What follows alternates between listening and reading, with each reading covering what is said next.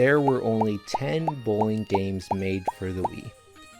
I have played all of them in a probably unhealthy marathon, so that today I can go through, review them in mostly chronological order, and rank them from S to F, so you don't have to waste your time and potentially hurt your shoulder like I did. Let's start with the gold standard and first bowling game on the Wii, Wii Sports Bowling. You of course have the classic 10-frame bowling game that every game that we're going to talk about in the future has. You can play with up to 4 players, and you also have the classic training games of Pick Up the Spare, Power Shot, and Spin Control. I'm not going to spend too much time discussing Wii Sports Bowling because I'm sure that most, if not all of the audience, has played or knows about Wii Sports Bowling. It feels good to play and brought some cool side modes to the bowling game genre. So because it's sort of the pioneer, and again, the gold standard, I'm going to put it up in S.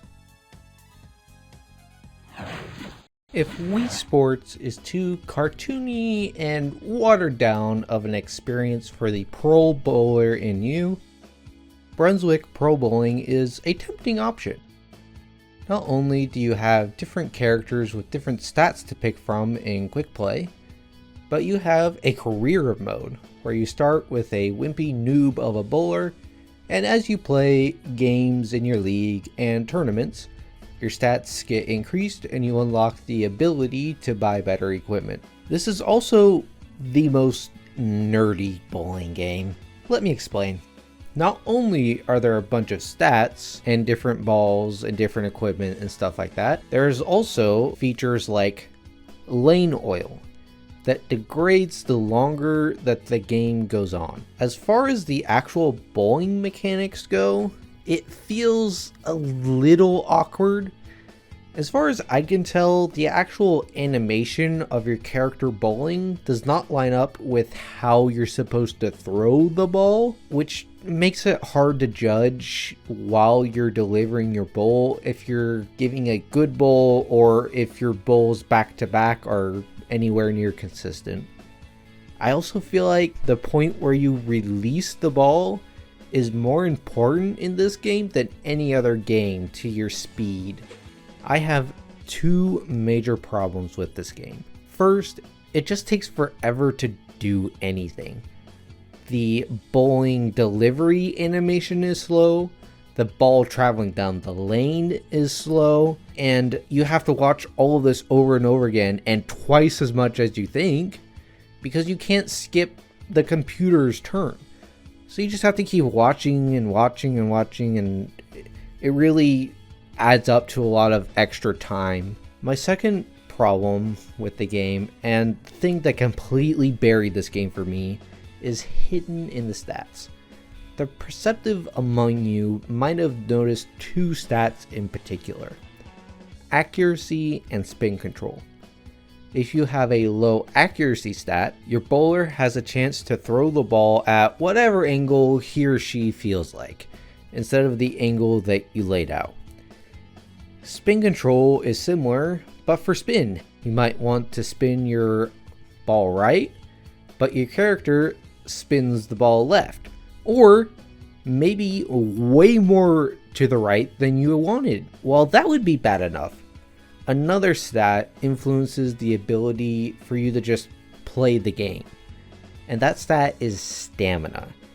When stamina depletes, and that just kind of runs out from playing the game, you know, just sort of a natural stamina meter that's invisible and you don't know when it's about to run out. When you get fatigued, this causes both of your accuracy and spin rate stats to drop, or at least as far as I can tell, that's what it does. These stats to me make the game unplayable. I understand what the devs were going for here.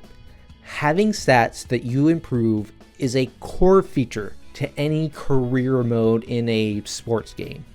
Just listen to this clip at how fed up I got with this game by the end. I can't actually control what my character is doing.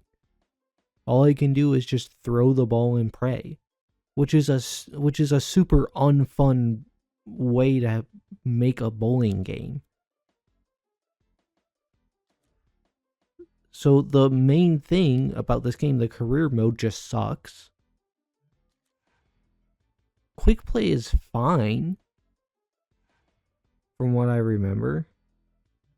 Okay, so you got some stats here, but they're like actually pretty decent, and you can kind of pick what you want. So like, it's just not a good game.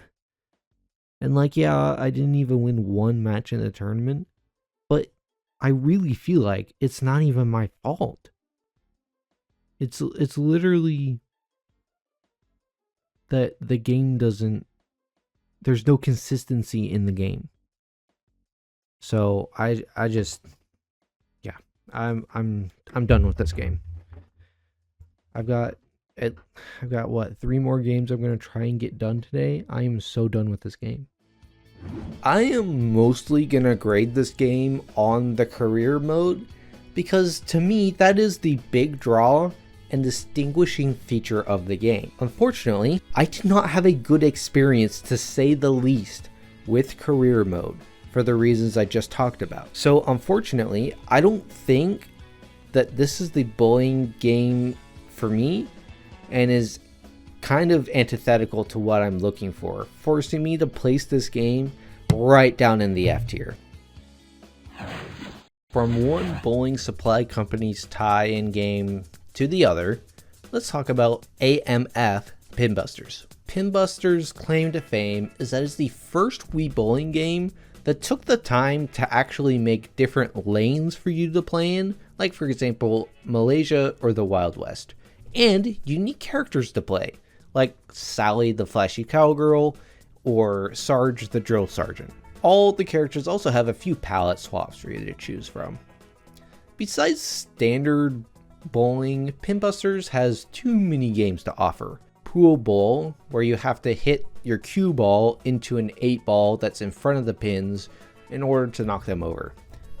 I could not for the life of me get a handle on how to play this game. It seems like a really cool idea, but I don't know how functional this game actually is. I mean, just look at my score at the end of this game. It is horrendous. The other mini game is Obstacles, where a board is put out in the lane that gets in your way, and that board changes positions every time you deliver a bowl. There's also a tournament mode. Enough said about that. The bowling mechanics are basically what you would expect if you have played Wii Sports Bowling, but overall feels good, but a little budget gamey, if that makes sense. I think that feel mostly comes down to the camera work and the animations.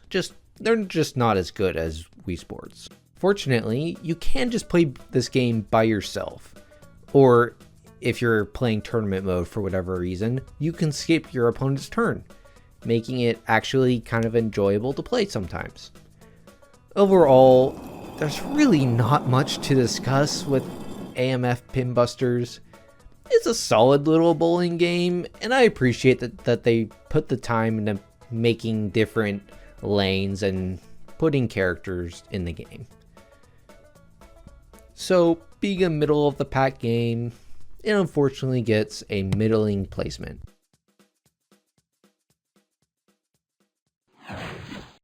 Now, while we're on the subject, let's take a look at the other AMF bowling game, which is World Lanes. Unfortunately, in many ways, it is a straight up downgrade from Pinbusters, which is weird because World Lanes came out a year after Pinbusters. The most obvious downgrade is in the animations of the characters, and especially there's basically no bowling animation. Even the one-liners from the characters, I feel, took a hit between the games. Do I have a strike up my sleeve? You pins lack discipline. The degradation between games does not just extend to the visuals though. The bowling itself feels very cheapened and also way more finicky. It's hard sometimes to even get the game to accept your bowl, and it's even harder to control the power of your bowl. Basically, you have to throw it as hard as possible, which wouldn't be that big of a problem if it weren't for one of the mini games, Power Throw, being completely centered on your ability to throw the ball at different power levels. The other mini game is just obstacles again. The positives are that the characters are more varied and numerous. For example, we have Suki, the, I'm assuming, Japanese lady who is always talking about shopping, or Bulmac, the Scotsman with a kilt.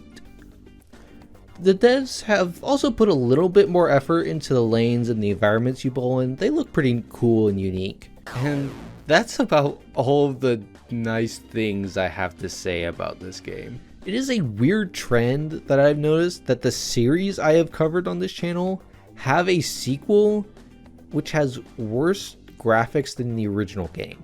Now this one, it's not as bad as Wipeout, it's just that they didn't take the time to animate as much or animate properly. And unfortunately for AMF World Lanes, it is not only the graphics that were downgraded, but the gameplay itself has taken a hit between games, forcing me to put this game in the C tier.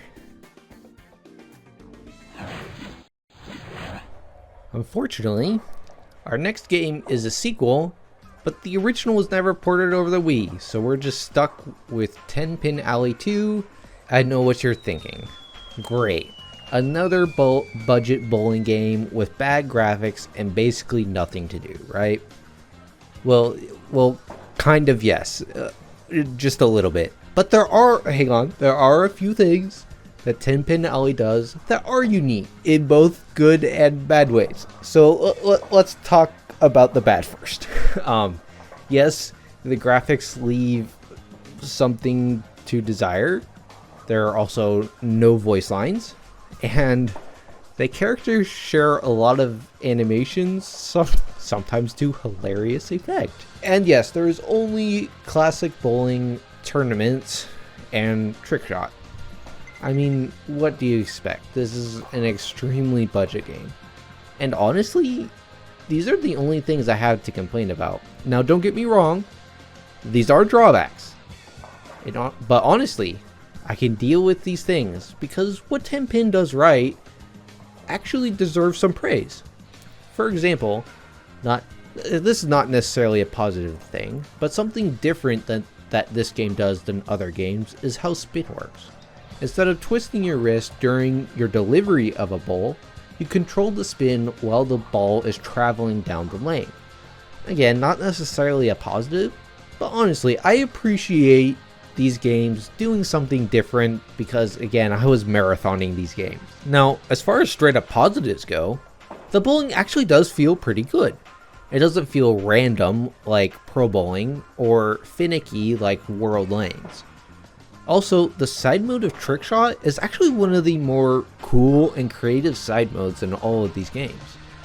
You have a set of green pins that you need to knock down in one bowl for a gold trophy and 2 bowls for a silver.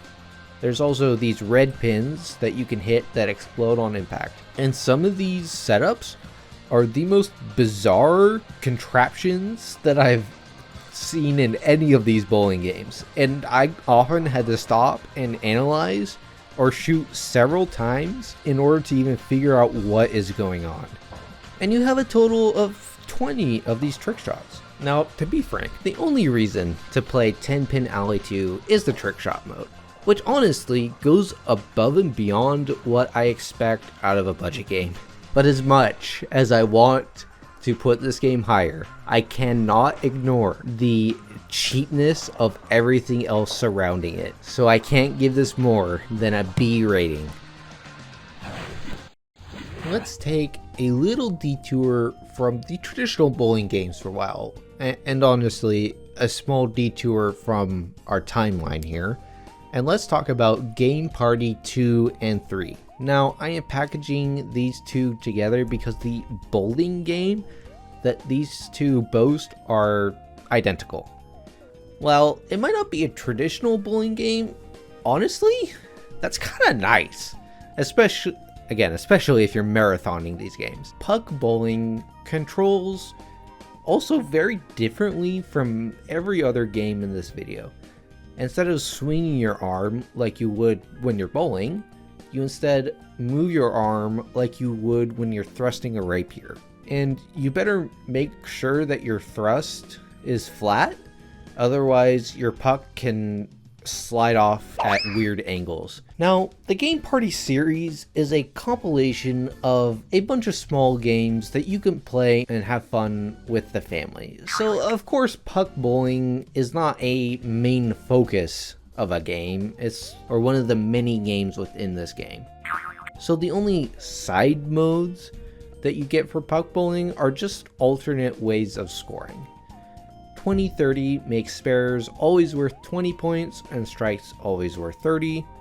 And jackpot makes it so that there's a jackpot that you build up during your 10 frames, and then you can earn that jackpot by completing the jackpot frame. Overall, I think that the Game Party series are super underrated as just a series on the whole, and I might revisit this series for a full review at some point in the future, because the mini games that composes this game are really solid and fun. But as far as just the bowling mini game goes, you know, it's fun. I can't justify putting it over a B. So both Game Party 2 and Game Party 3 are going right in the B tier. Alright, hopping back onto our timeline and getting away from the stuffy arcade, let's go out to a spacious island resort. Now, I gotta ask, how many of you remembered that Wii Sports Resort had a bowling game? I honestly didn't until I started doing research for this video. The bowling in Wii Sports Resort feels exactly like in Wii Sports. Now, maybe there's some slight improvements that the Motion Plus allowed, but that's kind of just speculation on my part. I can't really definitively say that. And honestly, the side modes that did come back have changes as well, and I don't think for the better. Power Shot returns, but instead of starting at 10 pins and then scaling up every frame until you have 100 pins, you just play with 100 pins all 10 frames, which to me is, I don't know, that just feels weird, and I like that sort of build to the final frame. In spin control, instead of bowling around obstacles to just hit a single pin, you have to knock down a full 10 pins in 2 shots. Unfortunately, I think this change takes some of the fun and uniqueness of spin control and basically just makes it into a harder version of normal bowling, which in its own way is kind of cool, but it's not really what I was looking for in a side mode. Well, Wii Sports Resort is a really cool game overall. Bowling is one of those games that, in my opinion, kind of flopped, because really, it's just a downgraded version of Wii Sports Bowling. I mean, you get to wear like a Hawaiian shirt, you know, if that tickles your fancy. So, by not reaching for the stars, unfortunately, Wii Resort Bowling is stuck here in the A tier. Now, one game that reached for the stars and made it is Alien Monster Bowling League, or AMBL for short. The only real thing to do in AMBL besides a multiplayer mode is the campaign. That's right, we've got an actual story for this game. The Dark Queen... Okay, I did not expect her to look like that. Wait, what is this? Whoa, what is going on? Did I get baited into a thirst trap game? I thought this game was about, you know, aliens and monsters. Okay. It's only a few characters that look like this. The rest are more monster and alien like. But it took me by surprise the first time I booted up this game. Anyways, getting back on track. The story of AMBL goes like this. The Dark Queen rules over a dying planet that she is keeping alive by sucking the life out of other planets and transferring that life essence into the dying planet. In order to determine which planets are worthy of being destroyed, the Dark Queen has set up a galactic-wide bowling league, in which the winner will save their planet from annihilation. I gotta say, I'm a sucker for this trope in fiction where the fate of the world comes down to winning some silly game. Now, in order to make it to the Galactic League, Earth has to determine which bowler they're going to send off and hopefully save the planet. The player has their choice of 4 characters. Kendra Keene, aka the Striking Beauty, Max Forter, aka the Lucky Strike, Regina Stevens, aka the Cobra Strike, and our main man, John Dyer, aka the Airstrike. But there are also 5 monsters on Earth that have also signed up to compete for the spot to represent Earth. Once you beat all of the Earth-based contestants, you have to fight off 5 aliens in order to win the Galactic League. One thing I really appreciate about this game is that it's not trying to be super serious with its ridiculous plot, and just leans into being a cheesy sci-fi comedy. For example, John Dyer, our main man, is a Vietnam vet that likes Vietnam so much after the war that he just decided to stay in Vietnam. And while there, he cobbled together a bowling lane out of the leftover bits and pieces. I don't know how that worked, but okay. And spoiler alert for a 14-year-old Wii game that nobody played. When you beat the campaign, each character has a unique ending cutscene. In John Dyer's case, because that's the only character I played through the campaign with, after returning to Earth, he gets elected president and spends his days relaxing on the porch of the replica White House he had built in the middle of the jungles of Vietnam. I just love the camera work here. It's some classic misdirection. And also, like, why and how did John get a replica White House built in the middle of the jungle, much less in a foreign country? Anyways, okay, now that we have talked about everything surrounding the gameplay, let's get into the actual gameplay. And fortunately for us, AMBL is a very unique game and takes a unique approach to a bowling game. And this starts right with how you deliver your bowl, or more accurately, how you determine the strength of your bowl.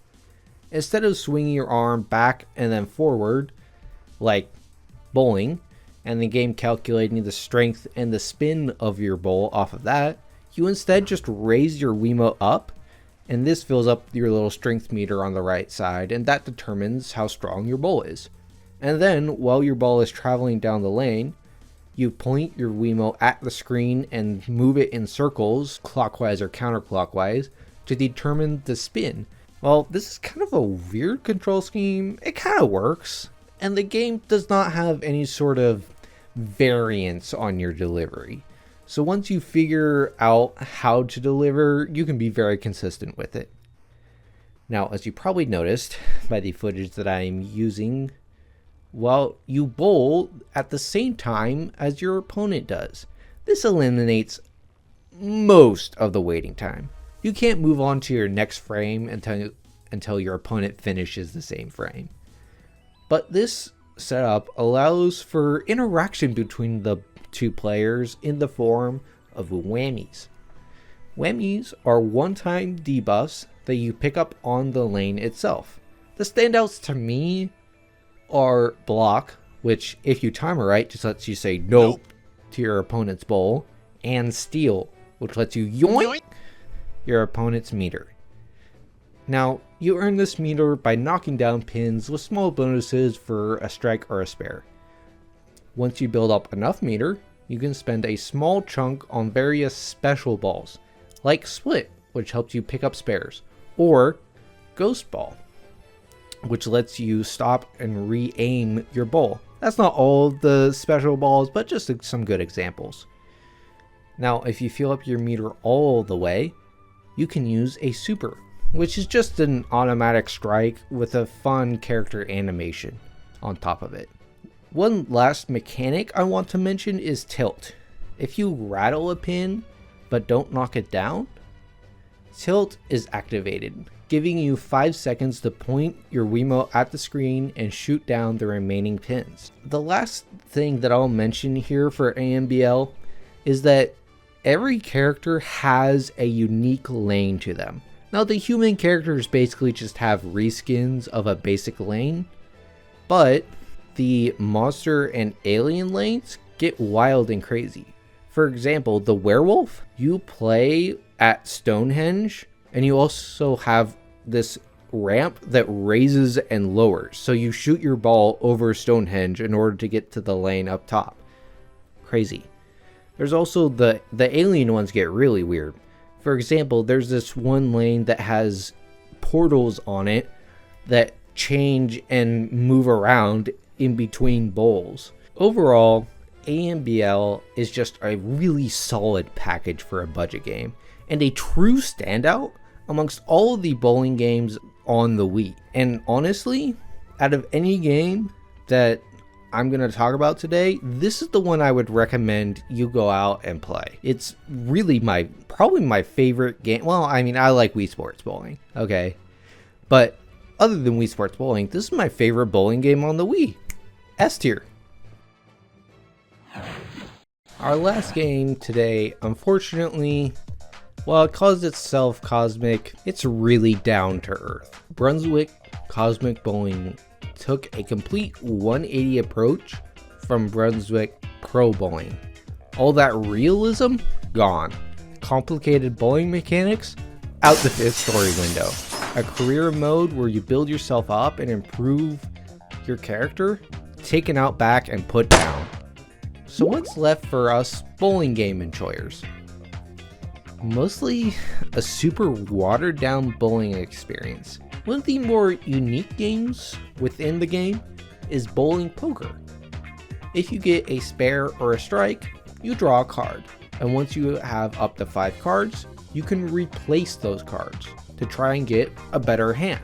Now, if you get a strike when you have 5 cards, you get to see the card before you replace it, but if you get a spare, you have to replace it blind. Now, of course, at the end of 10 frames, the best hand wins.